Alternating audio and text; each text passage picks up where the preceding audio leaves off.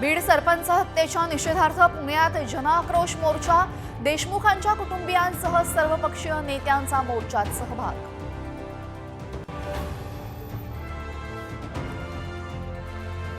धनंजय मुंडेंच्या बंगल्यावर 2 कोटींच्या खंडणीची डील, भाजपा आमदार सुरेश धस यांचा गंभीर आरोप, सरपंच संतोष देशमुखांच्या हत्येचा कट एप्रिलमध्ये शिजल्याचा दावा।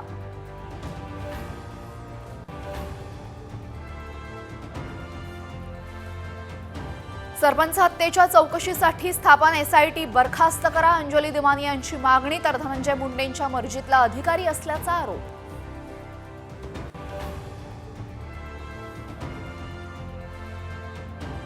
अख्खा देश इथं येऊन फुकट जेवतोय, भिकारी सगळे महाराष्ट्राचे इथं गोळा झाले।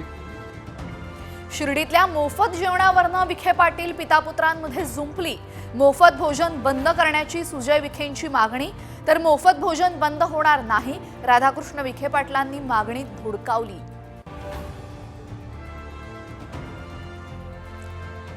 चीनमध्ये HMPV व्हायरसचा हाहाकार, केंद्रीय आरोग्य मंत्रालयाची तातडीची बैठक, कोणत्याही आजाराचा सामना करण्यासाठी सरकार सज्ज।